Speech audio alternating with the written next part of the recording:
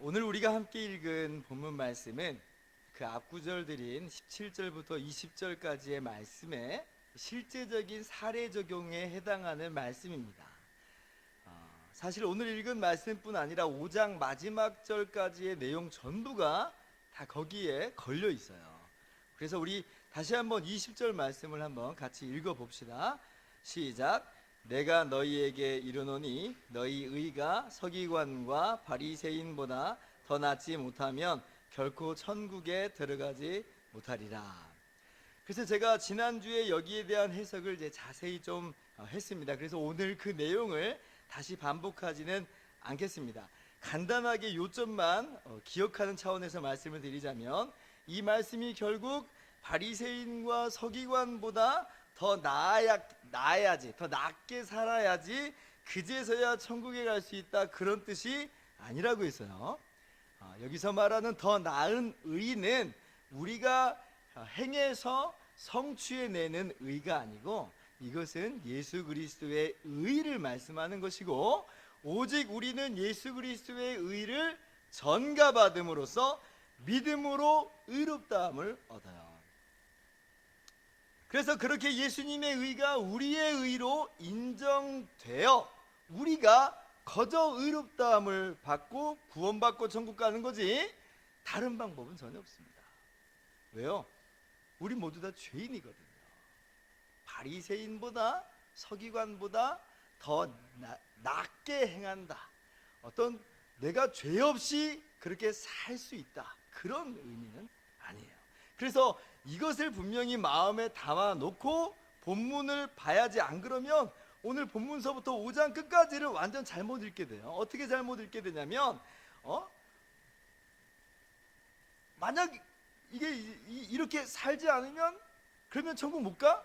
이렇게 살아야지 천국 가? 이렇게 살면 그래 천국 갈 만큼 의롭게 될 수 있구나 라고 오해를 해버리게 되거든요. 이제 그러면 어떻게 돼요? 우리의 구원이 거저 주신 그 은혜로 받은 구원이 아니라 이것은 우리의 행위에 걸려 있게 되는 거예요. 은혜는 사라지고 행위만 남게 돼버립니다. 그러나 그것은 성경적인 내용이 아니에요.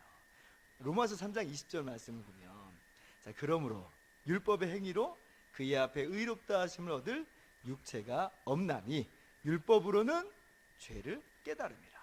갈라디아서 5장 말씀 같이 읽습니다. 율법 안에서 의롭다함을 얻으려 하는 너희는 그리스도에게서 끊어지고 은혜에서 떨어진 자로다. 여러분, 우리의 행위로 의롭다함을 얻을 수 있다? 아니요, 율법이 말하고자 하는 바는 그거 아니에요. 좀만 더 하면 돼, 그러면 천국 갈 수 있어. 아니요, 율법이 말하는 바가 그런 거 아니라는 거예요. 도리어 그렇게 나갔다가는 그리스도에게서 끊어진 자로다, 이렇게 얘기를 합니다. 그래서 오늘 말씀을 보실 때, 내가 이렇게 행해야지만 비로소 의롭게 되는 것이구나, 그래야지만 천국에 갈 수 있는 것이구나, 이렇게 하지 않으면 나는 지옥에 가는 것이구나 하고 그렇게 단순하게 보면 안 된다는 거예요. 목사님, 그런데 22절 보니까 선을 행하지 않는 자는 지옥불에 들어간다고 하잖아요. 네, 맞아요. 22절에 그렇게 돼 있어요. 그러면 이 구조를 도대체 우리가 어떻게 이해해야 되는가 할 때에, 이 종교개혁자들이 그래서 이것을 율법의 용도, 율법의 쓰임새라고 해서 설명을 합니다. 율법에는 세 가지 용도가 있어요. 전부 다 알 필요는 없고 두 가지 용도만 정확하게 기억할 필요가 있어요. 첫 번째 율법의 용도는 뭐냐면 신학적 용도, 다른 말로 말한다면 율법의 정죄 기능이다, 이렇게 이야기를 해요. 우리는 오늘 주님께서 21절부터 48절까지 율법의 말씀을 좀 더 자세히 제대로 해석해 주시는 것을 봅니다. 우리는 26절까지만 읽었지만 그 뒤에 내용을 쭉 우리가 한번 보면 느껴지는 공통된 감정이 하나 있어요. 이게 뭐냐면, 이렇게 살아야 되는데, 주님이 이렇게 말씀하셨는데 정작 내 삶은 이 말씀하고 얼마나 많이 동떨어져 있는지, 이 말씀을 통해서 뭘 발견하냐면 우리의 연약한 모습, 우리의 더러운 모습만을 발견하는 거예요. 단순히 살인하지 말라라는 그런 계명의 조항만 본다면, 그래 난 살인하지 않았어 하면서 우리 스스로 떳떳하다가도 이내 주님께서 노하는 자마다 심판을 받을 것이요 미련한 놈이라고 하는 자마다 지옥불에 들어간다고 말씀하시니까 우리가 어찌할 바를 알지 못하는 거예요. 이미 그렇게 살았고 어제도 그렇게 살았고 내일도 장담할 수가 없어요. 행동뿐만 아니라 감정과 언어, 마음과 동기까지 들여다보신다고 하니까 꼼짝을 못하는 거죠. 아까 그래서 로마서 3장 말씀에 율법으로는 죄를 깨달음이라 그러죠. 3장 19절에는 뭐라고 말씀해요? 우리가 알거니와 무릇 율법이 말하는 바는 율법 아래에 있는 자들에게 말하는 것이니 이는 모든 입을 막고 온 세상으로 하나님의 심판 아래에 있게 하려 함이라. 모든 입을 막어요. 나는 그래도 선하게 살았어. 그 입을 막는 거예요. 뭐가? 율법이 막아요. 까볼까? 온 세상으로 그래서 하나님의 심판 아래 심판받을 수밖에 없는 존재임을 깨닫게 하는 거예요. 이게 뭐예요? 이게 바로 율법의 정죄 기능입니다. 율법이 나쁜 게 아니죠. 율법은 선해요. 하나님의 말씀이에요. 근데 문제는 뭐냐면 율법이 요구하는 이 모든 선한 일을 우리가 지켜낼 능력이 없다는 거예요. 지켜낼 방법이 없어요. 우리가 나쁜 거고 우리가 더러운 거고 우리가 연약한 거예요.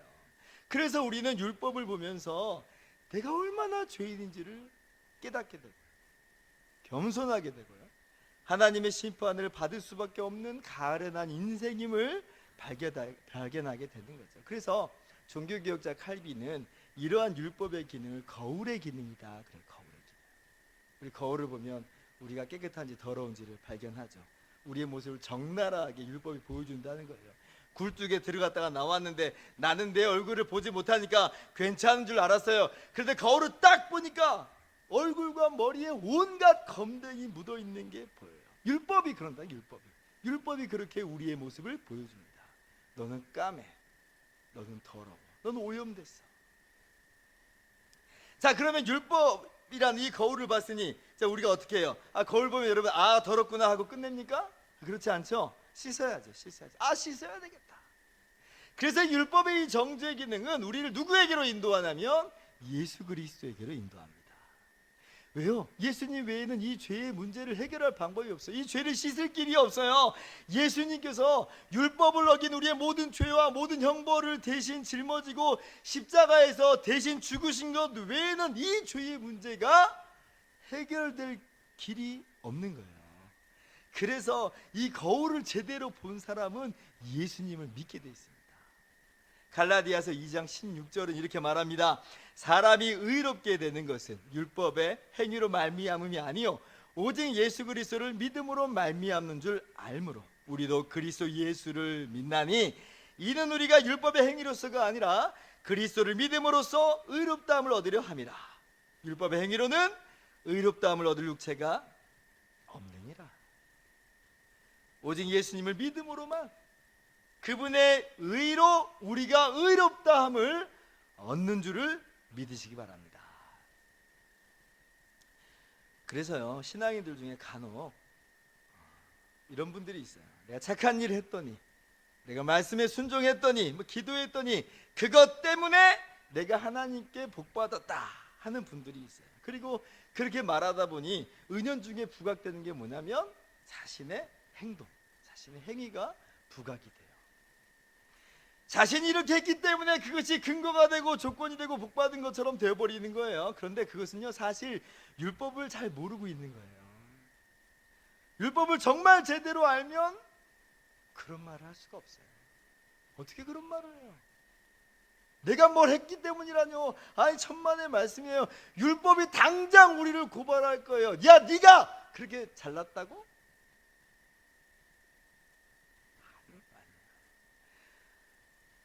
상 받을 만큼 선하다고? 아니에요. 하나님 앞에서 복 받을 만큼, 상 받을 만큼 의로운 사람, 선한 사람 아무도 없습니다. 여러분, 이건요, 사실 우리가 의롭지 않은데 하나님이 그리스도 예수 안에서 그냥 잘한 것으로 받아주신 것뿐이에요. 그렇게 인정하고 받아주신 것뿐이에요. 그래서 그것도 전적으로 은혜다 그래요. 은혜다. 은혜로 우리가 그러한 복을 누리는 거지, 내가 그렇게 해서 복 받았다? 천만의 말씀이라는 거죠. 그래서 우리가 우쭐하고 자랑할 것은 한 개도 없습니다. 한 개도 없어요. 자, 그러면 하나님의 말씀, 하나님의 율법을 불순종해서 내가 벌 받는구나, 이런 표현 어떨까요? 궁금해지죠. 예를 들면 내가 얼마 전에 거짓말을 좀 했는데, 그래서 내가 자동차 사고가 난 것 같아요. 내가 누구를 미워했는데 세상에 당장 우리 애가 어디가 아픈 거예요. 그런 생각할 때가 있잖아요. 그건 괜찮아요. 그건 괜찮아요. 왜요? 우리 모두가 죄인이니까, 벌받아 마땅한 사람들이니까 하나님께서 이렇게 징계하시는 것이 전혀 이상한 것이 아니에요. 더 벌받으면 벌받았지, 우리가 덜 징계받을 만한 그런 사람들은 아니라는 거예요. 도리어 그런 일들을 통해서 나의 자신의 모습을 돌아보고 나의 죄악을 깨닫고 회개하고 돌아오는 것은 사실 굉장히 복받은 겁니다. 그러나 여기서도 크게 주의해야 될 게 있어요.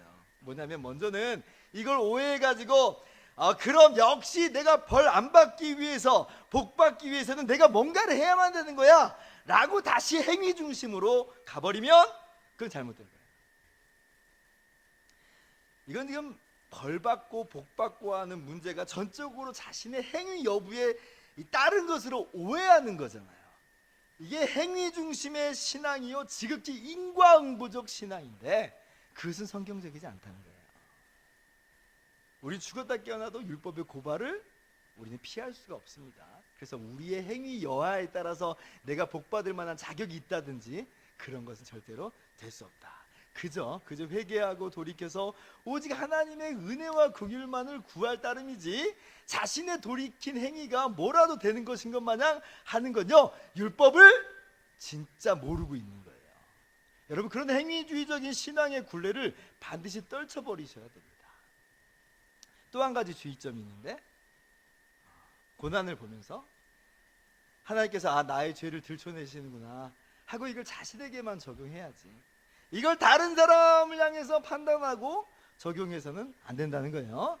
야, 네가 그렇게 어려운 것은 잘 생각해봐. 네 죄가 어딘가에 있을 거야. 너는 아니라고 해도 숨은 죄가 반드시 있을걸? 이 말 어디선가 들어봤죠. 구약 성경에 보면 욥이 고난을 받을 때 욥의 친구들이 했던 소리잖아요. 그런데 하나님께서는 욥의 친구들이 잘못했다 도리어 말씀하십니다. 그래서 여러분, 함부로 다른 사람의 고난에 대해서 이러쿵 저러쿵 입방아 찌지 않기를 주의하셔야 됩니다. 자, 다시 돌아와서 율법의 첫 번째 용도가 있다 말씀을 드렸어요. 뭐예요? 정죄의 기능. 죄를 깨닫게 하고, 그래서 오직 예수 그리스도의 의만을 의지하게 하는 기능이 있어요. 이 정말 예수님의 십자가의 은혜가 아니고서는 우리가 살 수 없는 존재임을, 절대로 하나님 앞에 설 수 없는 존재임을 여러분 믿으시기 바랍니다. 이것이 오늘 본문을 통해서 발견하는 첫 번째 진리예요. 두 번째 깨달아야 될 진리는 뭐냐면, 그러나 동시에 이 말씀은 예수 그리스도의 의로 구원받은 우리가 앞으로 마땅히 살아가야 되는 삶의 원리요 모습이어야 된다는 거예요. 이것이 바로 율법의 세 번째 용도입니다. 다른 말로 말한다면 규범적 기능이다 그래요. 규범적 기능이다. 이것을 행해야지만 그게 나의 의가 된다든지, 이것을 행해야지만 내가 천국에 갈 수 있다든지 그런 얘기는 아니에요. 그럴 수 있는 사람 없어요. 그러나 구원받은 우리는 마땅히 살아야 될 삶의 방향과 삶의 모습이 있는데, 그게 뭐냐면 오늘 주님께서 말씀하신 거예요. 오늘 말씀은 그래서 예수님께서 우리에게 단순히 너의 죄를 깨달아라 그렇게만 주신 말씀이 아니라, 나아가서 이제 하나님의 백성이 됐으니, 거저 하나님의 자녀가 됐으니 이렇게 살아가는 것이 마땅하다라고 주님께서 말씀하세요. 그래서 지난주에 말씀드린 것처럼 19절에 이 계명 중에 지극히 작은 것 하나라도 행하며 가르치는 자가 크다 말씀하시죠. 행하면서 가르쳐라. 비록 우리가 이 땅에서 완벽하게 지켜낼 수 있다는 말은 아닙니다만, 은혜로 커져 구원받은 하나님의 자녀의 백성이 됐습니다. 아버지 되신 하나님의 말씀을 기쁨으로, 우리를 너무나도 사랑하신 주님을 향한 그 사랑으로 우리도 주의 말씀을 순종하는 것이 마땅합니다. 주님의 계명을, 율법의 말씀을 하나님을 사랑함으로 신실하게 따르기를 바랍니다. 자, 그렇다면 구체적으로 어떻게 살아야 될까 할 때 오늘 주님께서 첫 번째로 주신 말씀이 뭐예요? 살인하지 말라, 살인하지 말라. 그리고 살인하지 말라라는 계명과 더불어서 형제를 미워하지 말라는 말씀을 우리에게 주세요. 5장 22절, 21절, 22절입니다. 옛사람에게 말한 바 살인하지 말라. 누구든지 살인하면 심판을 받게 되리라 하였다는 것을 너희가 들었으나 22절 같이요. 나는 너희에게 이르노니 형제에게 노하는 자마다 심판을 받게 되고 형제를 대하여 라가라 하는 자는 공에 잡혀가게 되고 미련한 놈이라 하는 자는 지옥불에 들어가게 되리라. 살인하지 말라는 말씀은 십계명 중에 6번째 계명이죠. 하나님께서 친히 돌판에 기록하여 주신 계명의 말씀이에요. 바리새인들, 서기관들은 물론이고 모든 유대인들이 준행하는 말씀입니다. 그러나 주님께서는 단순히 살인하지 않으면 이 계명을 잘 지키고 있는 거야, 그렇게 말씀하시는 것이 아니고요, 이 말씀의 그러한 그 핵심의 의미를 우리에게 보여주면서 형제에게 노하지 말고 라가라 하지 말고 미련한 놈이라 하지 않는 것까지 우리에게 요구하세요. 여기 라가라 하는 말은 무슨 뜻이냐면 머리가 비었다 이 말이거든요. 머리가 비었다, 골빈놈, 바보, 이런 욕이에요. 여러분, 살인하지 말라 이 정도만 되는 거 아니에요? 예수님께서 그냥 무리하게 해석하시는 거 아닌가요? 아니에요, 그러지 않아요. 주님께서 자의적으로 말씀하신 게 아니에요. 레위기 19장 17절에 보면 너는 내 형제를 마음으로 미워하지 말라 하나님께서 말씀하세요. 성경에 이 미움에 사로잡혀 사람을 죽이려고 했던 사람이 있어요. 에서가 그랬죠. 자기 동생 야곱이 강교한 방법으로, 속임수로 축복을 가로채잖아요. 자기가 에서인 척하면서 아버지 이삭으로부터 장자의 축복을 가로챕니다. 그러니까 에서가 야곱을 미워해서 마음으로 죽이려고 그래요. 그래서 야곱이 도망가요. 미움이라는 게 미움으로 끝나지 않아요. 그것이 다른 사람을 해하려고 하는 마음, 죽이려 하는 마음으로 이어져요. 또 요셉의 형들이 그랬죠. 아버지 야곱이 요셉만 사랑하니까. 요셉만 사랑했겠어요? 요셉을 더 사랑한 거죠. 그러니까 요셉을 미워해요. 그리고 요셉이 꿈을 꿉니다. 꿈을 꾸고 자랑하니까 형들이 또 그것을 또 미워해요. 그래서 미워해서 이번엔 실제로 요셉을 죽이려고 하죠. 다행히 루벤하고 유다 때문에 죽지 않고 노예로 팔려갔다 뿐이지 사실은 죽은 거나 다름이 없어요.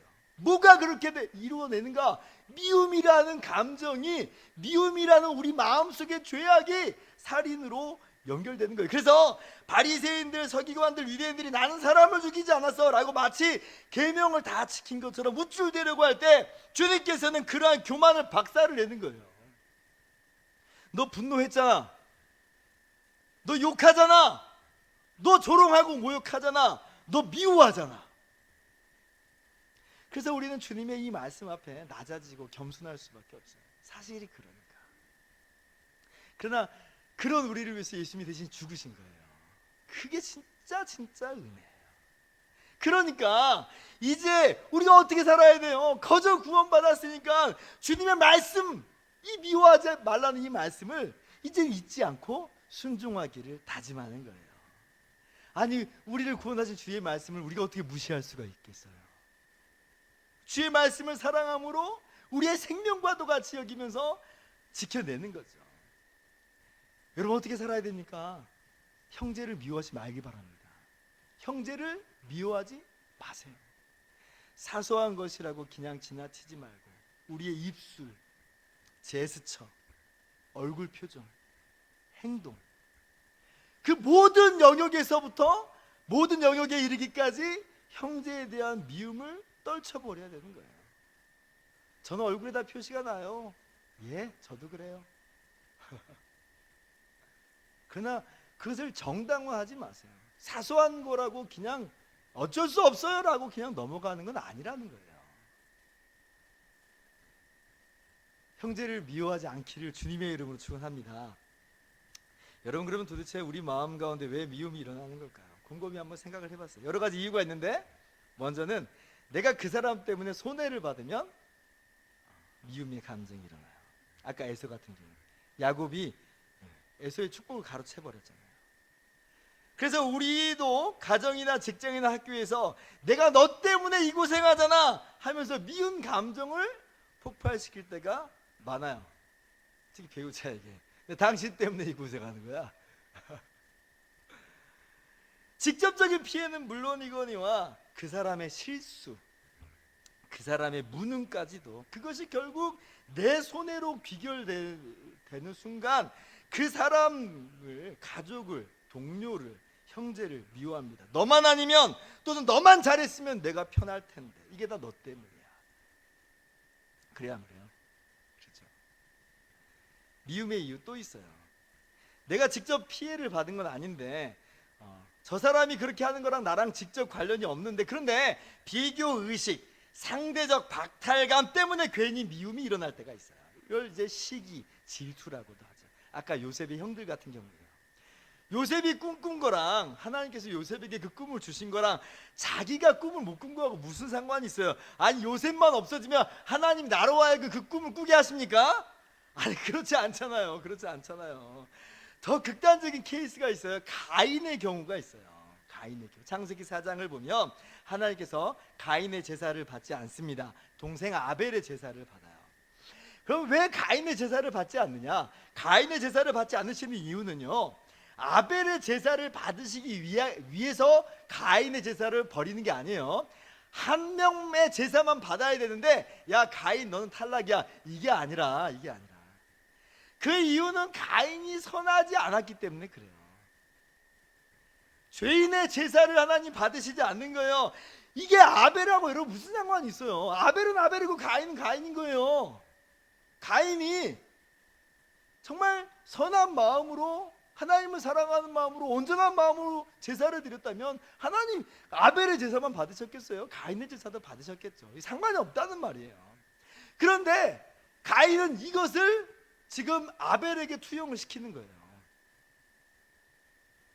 아벨 때문 아닌데 그냥 아벨의 모습이 나의 모습을 왜소하게 만들고 상대방으로 우월하게 보이고 괜히 저 사람 때문인 것처럼 보이고, 그래서 가인이 아벨을 돌로 쳐 죽입니다. 이게 인류 최초의 살인이에요. 인류 최초의 죽음이에요. 여러분 여기 뭐가 개입되어 있어요? 미움이 개입된 거예요. 미움. 나랑 아무런 관련도 없는데 사실은 비교의식이나 박탈감, 시기와 질투, 이 미움의 감정이 살인으로 연결되더라. 그래서 요한일서 3장은 이렇게 말합니다. 가인같이 하지 말라. 그는 악한 자에게 속하여 그 아우를 죽였으니 어떤 이유로 죽였느냐? 자기의 행위는 악하고 그의 아우의 행위는 의로움이다. 15절 같이요. 형제를 미워하는 자마다 살인하는 자니 살인하는 자마다 영생이 그 속에 거하지 아니하는 것을 너희가 아는 바라. 시기, 질투, 비교의식, 이 미움의 뿌리입니다. 미움의 뿌리. 그리고 그것이 살인으로 결실이 나타나게 돼버려요. 여러분 꼭 기억하시기 바랍니다. 다시 한번 또 미움의 이유가 또 뭐가 있을까 한번 생각을 해보니까 이런 것도 있어요. 단지 나와 다르다는 이유 때문에 그냥 미워요. 나랑 말하는 방식이 다르고 옷 입는 스타일이 다르고 의견이 다르고 취향이 다르고 성격이 다르고, 다른 사람 얘기가 아니라 제 이야기예요. 제 이야기. 대학 다닐 때 한 후배의 행동 거지가 마음에 안 들어요. 그 행동, 제스처, 표정 왜 이리 그렇게 마음에 안 드는지 모르겠어요. 그 후배가 잘못한 거 하나도 없는데 그냥 내 스타일이 아니에요. 여러분들 그런 표현 쓰십니까? 내 스타일 아니야. 내 스타일 아닌 거는 괜찮은데 그래서 미워. 같이 있기가 싫어. 거북스럽게 느껴지는 거예요. 누구 문제일까요? 여기서 둘이 뭉실하게 넘어가면 안 돼요. 그 사람 때문일 수도 있지 않을까요? 아니요, 그렇지 않아요. 제 문제예요. 나의 이기적인 성향이에요. 반드시 성화돼야 되는 나의 못난 모습이 그때 또 나오는 거예요. 여러분 그래서 이거는 사실 우리가 싸워야 되는 문제예요. 싸워야 되는 문제. 다시 한번 정말 그래서 주님께 감사드려요. 야, 이 율법의 말씀 보면 정말 얼마나 내가 어처구니 없는 모습인지 보거든요. 근데 이러한 못난 죄인을 위해서 예수님이 대신 죽으신 것이, 그래서 우리를 구원하신 것이 얼마나 감사한지 들여다볼 때 죄밖에 없는데 하나님이 그냥 나를 불쌍히 여기셔서 구원하시는 게 너무너무 감사해요. 그러나 이렇게 끝나면 안 된다고 그랬어요. 그러니 그 은혜를 힘입어서 오늘도 다짐하는 거예요. 특별히 오늘 주님께서 주시는 말씀은 형제를 미워하지 말라 하였으니, 이 말씀을 붙들고 형제를 미워하지 않는 그런 삶을 우리가 살아내는 거죠. 우리 연약함을 고백하면서, 주님 내 안에 이런 더러움들이 있고 내 안에 이 정말 악함이 있는 것 주님 아시죠? 나를 도와주세요. 주의 도우심을 구하면서 한 걸음 한 걸음 나아가는 거예요. 그러면 우리를 구원하신 주님, 우리를 자녀 삼으신 주님께서 우리 내버려 두지 않아요. 우리를 도와주시고 지켜주시고 새 힘 주셔서 마침내는 이 길을 계속해서 걸어가게 하세요. 다짐합시다. 미워하지 말자. 주님의 은혜를 힘입어서 미움의 모든 감정을 털어내기를 주님의 이름으로 축원합니다. 자, 근데 이렇게만 끝나면 안 돼요. 이걸요, 마치 미움의 원인은, 이건 뭐냐면 전부 미움의 원인이 다른 사람에게, 저쪽에게 있고 나는 사실 내버려 두면 문제 없을 것 같이 착각하는 거거든요. 내 쪽도 바라봐야죠. 내 쪽도. 다른 사람을 향해서 내가 손해를 직접 끼치는 행위를 우리도 한다는 것을 볼 수 있어야 돼요. 표시 안 나는 줄 알았지만 나도 모르게, 또는 알면서도 다른 사람을 경멸하고 무시하고 미워하는 감정을 나타내므로 그 사람에게서도 미움의 감정을 유발시키는 모습이 있다는 거예요. 그것도 마찬가지로 주님께서 우리에게 미워하지 말라라고 하는 그 범주 안에 들어가 있어요. 다른 사람의 감정에 대해서 우리가 어쩔 수 없는 부분들이 있어요. 모든 감정을 다 책임질 수 있는 건 아니에요. 그러나 어떤 경우에서는 내 쪽에서 제공한 죄의 책임이 있다는 것도 사실이에요. 그래서 이때는요, 미움을 일으키지 말자는 자세와 더불어서 이미 저질러졌다면 그냥 넘어가지 말고, 내버려 두지 말고 더 늦기 전에 화목을 도모하라, 화해하라는 말씀을 우리 말씀 속에서, 주님의 말씀 속에서 발견을 합니다. 23절 이하를 보세요. 자, 그러므로 예물을 제단에 드리려다가 거기서 내 형제에게 원망 들을 만한 일이 있는 것이 생각나거든. 24절 같이요. 예물을 제단 앞에 두고 먼저 가서 형제와 화목하고 구해 와서 예물을 드리라. 쉽게 말씀드리자면 하나님께 예배 드리는 것으로 얼렁뚱땅 넘어가지 말라는 거예요. 나 예배 드렸으니까, 나 봉사하니까 다 해결된 것처럼 넘어가지 말고, 예배는 예배고요, 화목은 화목으로 알아서 적극적으로 형제와 화목을 도모하라는 말씀이에요. 여러분, 화목하기 힘쓰시기 바랍니다. 다른 사람에게 미움의 감정을 일으켰을 거예요. 그 사람이 내게 미움의 감정을 일으킨 것만큼 우리도 누군가에게는 그렇게 하고 있어요. 그렇다면 우리를 돌아보면서 누구에게 우리가 그렇게 하고 있는가를 발견할 수 있어야 돼요. 그리고 그 사람과 화목하기를 정말 힘써야 됩니다. 이것이 오늘 주님께서 저와 여러분에게 주시는 말씀이에요. 그런데 굉장히 어렵죠. 굉장히 어려워요. 화해하고 화목한다는 건 내 자존심을 굽히면서 들어가는 그런 내용도 포함되어 있잖아요. 그래서 오늘 말씀에 이 심적 부담이 느껴지는 게 당연한 반응이에요. 당연한 반응이에요. 그러나 오늘 이 모습이 바로 우리 기독교인들의 모습이에요. 바로 여기서 우리가 성공해야 되는 거예요. 다른 쪽에서 성공하는 게 문제가 아니에요. 예수 믿으니까 내가 문제없이 돈 잘 벌고 성공합니다. 이게 기독교인의 모습, 본질이 아닙니다. 기독교인의 본질의 모습은 여기에 여기. 이런 말씀들을 우리가 하나하나 붙들고 성공하면서 나아가는 것이 진짜 성공하는 거예요. 미워하지 않는 삶, 그게 성공하는 삶이고, 형제와 화목에 힘쓰는 삶, 그게 진짜 성공하는 삶이에요. 여러분, 그렇게 주의 말씀을 기쁨으로 순종하며 나가시기를 주님의 이름으로 축원합니다. 말씀을 마치도록 하겠습니다. 오늘 말씀 보면서 먼저는 정말 많이 좌절이 먼저 됩니다. 야, 난 정말 죄인이구나. 그래서 우리는 오직 예수님만을 믿어요. 예수님을 떠날 수 없어요. 그 은혜로 우리가 거저 구원받는데 어떻게 내가 예수님을 떠나서 다른 길로 갈 수 있어요?